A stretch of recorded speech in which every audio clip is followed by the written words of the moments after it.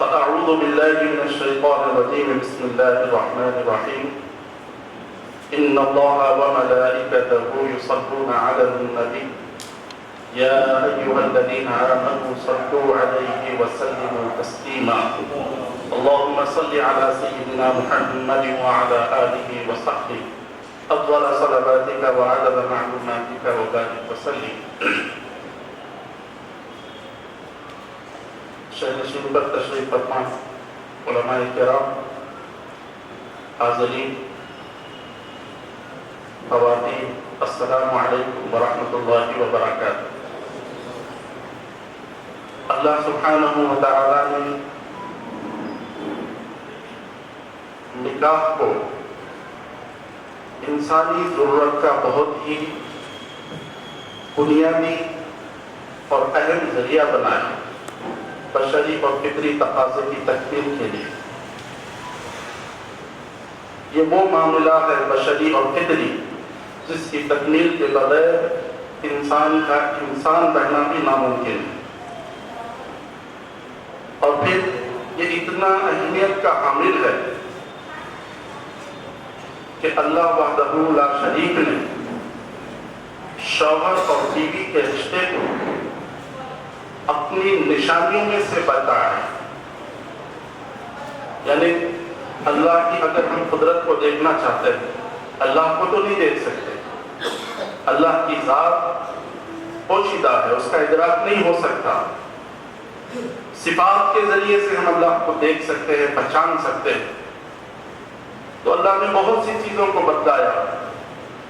یہ چرند، یہ پرند، یہ درخت، یہ آسمان، یہ پہاڑ، یہ اونٹ، یہ ساری چیزیں ہماری نشانیوں میں سے. جہاں ان عظیم باتوں کا ذکر کیا، وہیں اللہ سبحانہ و تعالیٰ نے نکاح شوہر اور بیوی کا بھی ذکر کیا کہ یہ شوہر اور بیوی جو ہیں یہ بھی میری نشانیوں میں سے ایک نشانی ہے. اللہ کا دعویٰ ہے. قرآن کی آیت ہے سورہ روم میں اللہ رب العزت نے ارشاد فرمایا وَمِنْ آیَاتِهِ، یہ اللہ کی نشانیوں میں سے ایک ہے. ایجاب و قبول سے پہلے دونوں کا معاملہ ایسا تھا کہ غیر ضروری گفتگو کرنا بھی ناجائز اور حرام تھا. نکاح سے پہلے دونوں کا ایک دوسرے کو غیر ضروری دیکھنا بھی ناجائز اور حرام تھا.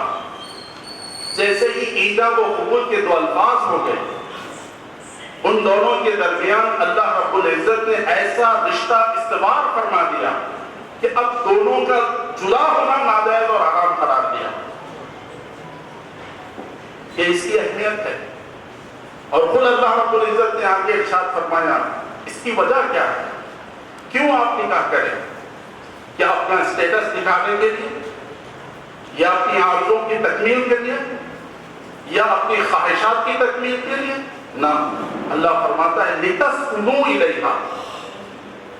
آپ یہ نکاح جو کرتے ہیں کرنا چاہیے دونوں کو ایک دوسرے اللہ رب العزت نے جو ملایا ہے تاکہ سکون حاصل کریں. وَجَعَلَ بَيْنَكُمْ مَوَدَّةً وَرَحْمَةً. اور اس کے ذریعے سے گویا اس آیت کریمہ میں اللہ رب العزت یہ ارشاد فرما رہے ہیں، ہم سے اس بات کا مطالبہ اور تقاضا کر رہے ہیں کہ نکاح سکون کا ذریعہ ہے، نکاح محبت کا ذریعہ ہے، نکاح دونوں میں آپس میں رحم، ایک دوسرے کے احترام کا ذریعہ ہے. قرآن کا یہ دعویٰ ہے. آئیے اب اس کی ریالٹی گراؤنڈ لیول پر ہم دیکھیں. سکون ہم سے ختم ہو رہا ہے نعوذ باللہ. شوہر اور بیوی میں محبت ختم ہو رہی ہے نعوذ باللہ. احترام کا معاملہ بھی ختم ہو رہا ہے. ہم اور جگہ نہیں، صرف ہمارے محبوب نگر کی بات کرتے ہیں. 2020 نومبر سے لے کر 2021 نومبر تک میں کئی دفعہ الحمدللہ یہ بات عرض کر چکا ہوں، کیونکہ کورونا کا وقت تھا، فرصت تھی، تو ہم اس کا ریکارڈ پوری طریقے سے مینٹین کر رہے تھے. تو ایک سال میں صرف ہمارے علم میں جو ہے ہمارے پاس 186 غلام محبوب نگر لوکل مسلمانوں کے ہوئے ہیں. 186 ڈائیورس، 186 صرف لوکل مسلمانوں کے. اچھا خلا یا طلاق ہوتی ہوتی ہے تو بڑی خوشی خوشی سے ہوتی ہے کیا؟ نئی اختلافات، لڑائی جھگڑا، لتسکنوا کی بات تو ختم ہی جاتی ہے نا، اس کا الٹا نظر آتا ہے.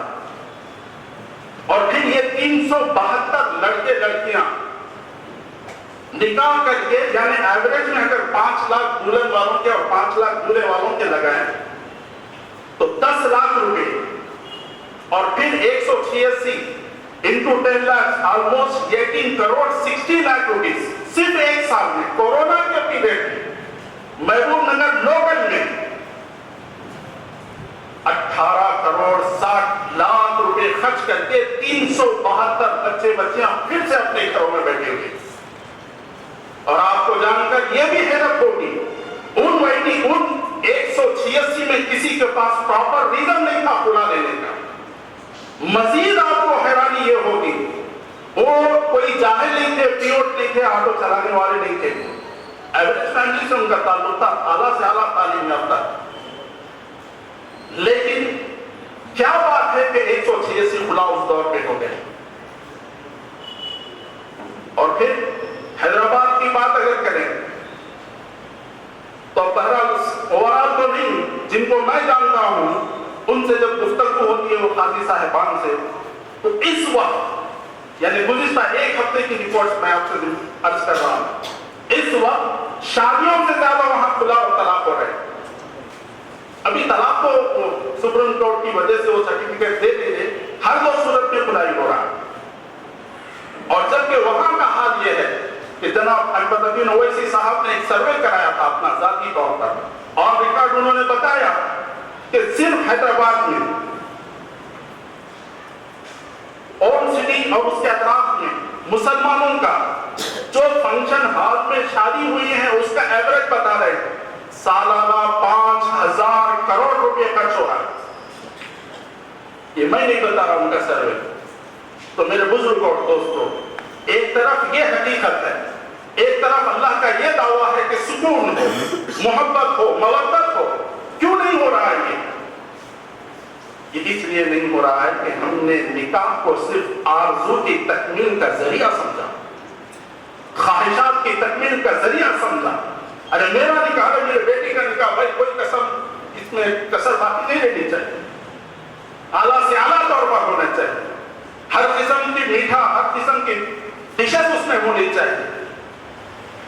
لیکن میرے بزرگوں اور دوستوں، اس میں اگر خیال نہیں ہوتا تو شریعت کا نہیں ہوتا، اس میں لحاظ اگر نہیں ہوتا تو اللہ اس کے رسول صلی اللہ علیہ وسلم کی باتوں کا نہیں ہوتا. وجہ کیا ہے؟ ہم نے ادھر توجہ دی ہی نہیں. تو میرے بزرگوں اور دوستوں، بتانے کا مقصد یہ ہے کہ نکاح سکون کا ذریعہ ہے، نکاح محبت کا ذریعہ ہے، نکاح احترام کا ذریعہ ہے. اور اللہ دعویٰ کر رہا ہے، اللہ کا تو دعویٰ وہ ہے، اور ہم بحیثیت مسلمان خود اس دعوے کو جھوٹا قرار دے رہے ہیں. نعوذ باللہ. محبت ہو، مودت ہو، اور یہ سب کچھ کیوں؟ اس کی بنیاد یہ ہے کہ ہم نے اس کو نکاح کو خواہشات کا ذریعہ سمجھا. اور خواہشات، آرزو، تمنائیں، اس کی کوئی حد نہیں ہوتی، کوئی حد نہیں ہوتی. نہیں ایک خواہش ہے ہماری ایسی ہو جائے، یہ ہو تو ہو جائے، یہ ہو تو ہو جائے. نہیں میرے بھائی، اس سے ہم کو آنا ہوگا.